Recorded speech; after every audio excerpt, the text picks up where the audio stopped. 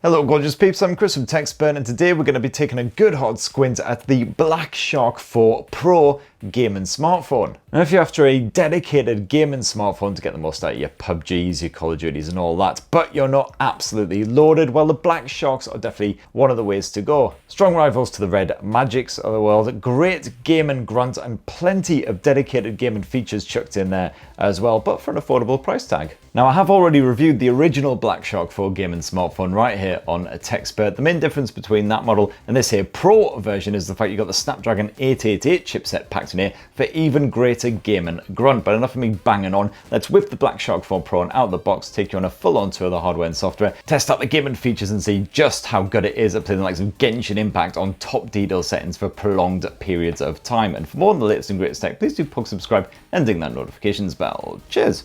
So first up, let's see what you actually get packed in the box here. So of course you get one Black Shark 4 Pro, an absolute beast of a charger. It's a 120 watt special, bonerific bit of USB cable action, some lovely little stickers, keep the kids amused while you ignore them and spend all day on PUBG. And you've also got a protective condom case as well to wrap around your Black Shark 4 Pro and keep it safe from harm, although it's not really a proper condom case because it is a rigid effort, as you can see there. And that's it, that's everything you'll find in the Black Shark 4 Pro box. So the actual design of the Black Shark 4 Pro, very similar indeed to the original Black Shark, except you've lost that glossy finish on the back end, which for me is definitely a plus, because when you've been gaming all day long, you've got very sweaty mitts, you get these lovely smeary marks all over the back end of the original Black Shark 4, whereas hopefully this matte finish should prove a bit more smudge resistant. As usual, Xiaomi has added that attractive X pattern to the back end of the Black Shark Pro, which as you can see there just morphs as it catches the light. Not the most attractive camera bump in the world, but at least it barely juts above the surface. And then of course you've got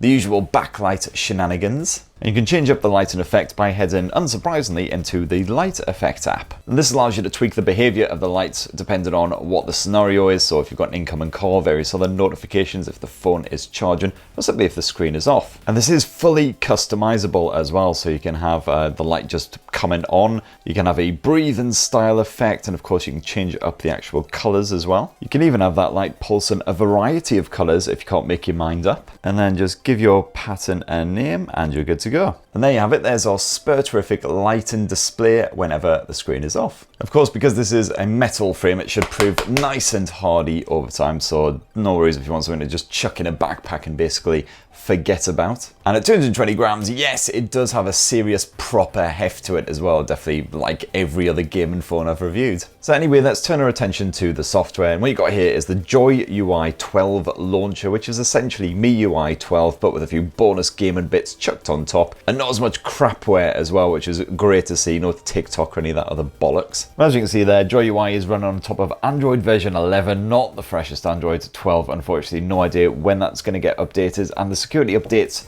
are rather lagging behind a bit as well. It's a standard problem with Xiaomi smartphones in general. As usual, you can drag down your notifications panel from the left edge and the control center from the right edge, which gives you fast access to a variety of different toggles. And again, that's fully customizable as well, so you can add in a whole bunch of bonus bits. But when it's time to get gaming, you'll want to enter the Shark Space 4.0, as horrific as that sounds. And what you do, pull out those shoulder buttons simply by flicking these switches.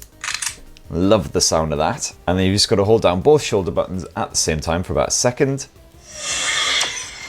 And again, Xiaomi has absolutely nailed the bloody sound effects. And then from here, you've got fast access to all of the various games you've got installed on the Black Shark 4 Pro, so you can just give them a tap, load them straight up. You've also got various options you can dive into. So you can select what shortcuts pop up in the in-game menu, which I'll show you in a bit. You've got the likes of the Gamer Studio. Again, just lots of settings you can toggle about with. And you could also set up any Black Shark 4 Pro accessories you happen to have, like some cooling devices, little attachable keyboards. And then once you're actually in a game, you can open up the Game Studio simply by swiping down from one of the top corners like so. As I mentioned before, this gives you fast access to a whole bunch of features which you can actually set up in those settings if you like. So for instance, you've got the likes of the master controller feature, which is definitely one of the best options here. This allows you to set up those shoulder buttons on the top end of the Black Shark 4 Pro. It's very simple to use. You just got to drag these A and B shoulder button icons to the on-screen buttons you want to map them to. Just leave them there, job done. You'll then find these are instantly mapped to those actions, and it just works an absolute charm. It's so easy to change them on the fly if you want to. And if you don't want to use the shoulder buttons, no worries. You can just flick those little switches again and they're tucked away out of use. And then back in the master controller section as well, you've also got the magic press feature. This basically just allows you to configure that display so you can hard press on either the left or the right side in order to perform more actions. But personally, I find that I accidentally pressed hard on the display every time I got slightly stressed, like for instance when some big bastard with a huge massive shield tries to pound my skull into juice. And yeah, you can change the sensitivity and the actual pressure area and everything, but still I just left it alone. And you've got all the standard game menu shenanigans in here as well, including that no notifications support as well, so you're not getting distracted. You can quickly and easily see how much battery life you've got left, how your CPU is handling life, even how strong your internet connection is, which is quite handy obviously for online titles like PUBG, Call of Duty. Now the Black Shark 4 Pro doesn't change up things at all when it comes to the actual display. It's once again a 6.67 inch Super AMOLED panel, super bright, easy to see even when you're gaming outdoors,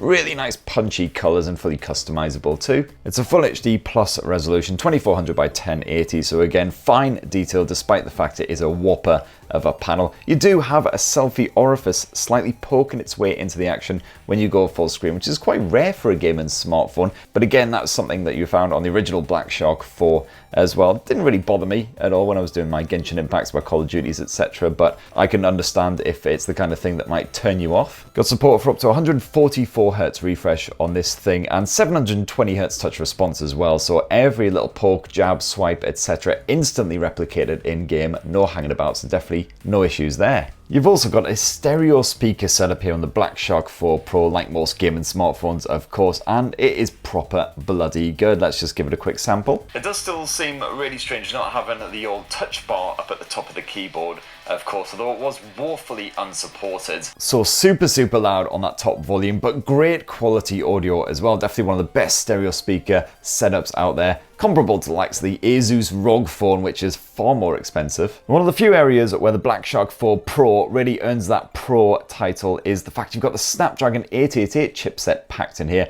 rather than the 870 of the original. So not the most up-to-date Qualcomm flagship chipset, it's not the Snapdragon 8 Gen 1, but the 888 is still more than capable, backed here by 8 gigs of DDR5 RAM. The obvious test is Genshin Impact, maxed out on the detail settings and then bumped up to 60 frames per second as well, put some serious pressure on that SoC. With the original Black Shark 4, I did see the frame rate occasionally stumble during super intensive action on these settings, but the Black Shark 4 Pro coped admirably with this level of pressure, not slowing down over time, even with lots of head smashing, slime bonking shenanigans. You got full 5G and Wi-Fi 6 support on here, so you got a stable online experience with the likes of Call of Duty Mobile and PUBG and the like as well, so definitely great for online gaming, single player, whatever rocks your crazy little world. And yeah, Wordle plays like an absolute fucking dream and all. But of course, if you want to get gaming all afternoon long, well, thankfully the Black Shark 4 Pro does boast a liquid cooling setup, and that's just as well because the Snapdragon 888, it notoriously overheats, shall we say. However, while the back end of the Black Shark 4 Pro certainly got proper toasty after around half an hour of non-stop Genshin Impact action,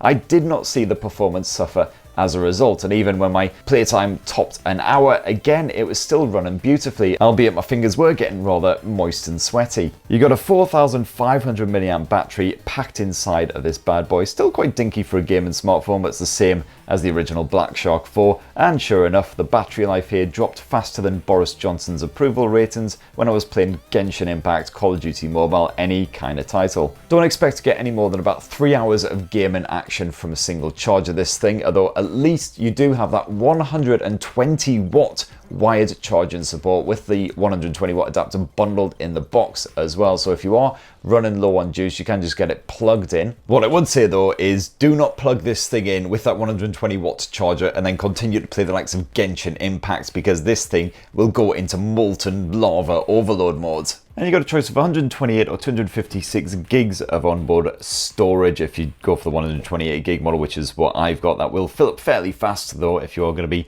downloading a lot of titles and media and shooting a lot of video as well, potentially. It is UFS 3.1, so nice and nippy, but no expandability via micro SD again. So let's finish this unboxing and full-on tour with a quick squint at the camera tech slapped on the Black Shark 4 Pro, and it's once again a triple lens rear setup, just like the original Black Shark 4, except you've now got a 64 megapixel primary shooter versus the 48 meg on the original standard version. And of course, as with all gaming smartphones, it's pretty basic tech on here, but it should be fine for, you know, your simple everyday shareable shot. You've got a variety of different modes and everything to play around with, including the obligatory portrait mode to add a bokeh style background effect. You've got a full-on pro mode if you want to manually tweak any of the settings. While the Black Shark 4 Pro shoots 16 megapixel images by default using pixel binning, you can bump it all the way up to the maximum 64 meg res setting if you like. You got the likes of the night modes, and back in the auto mode you've also got a secondary 8 megapixel ultra wide angle shooter you can employ at any point,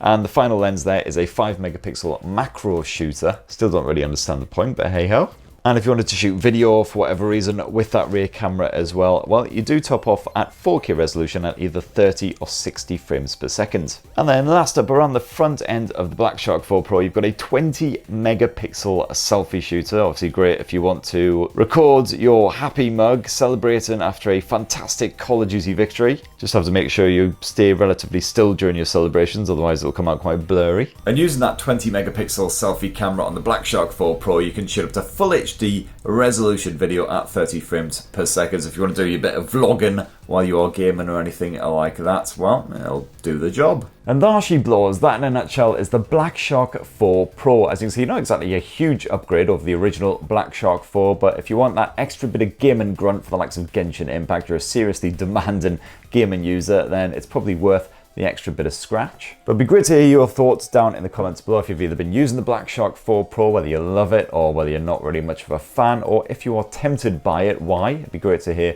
down below. Please do poke, subscribe and ding that notifications bell for more on the latest and greatest tech, and have yourselves a bloody wonderful rest of the week. Cheers everyone, love you.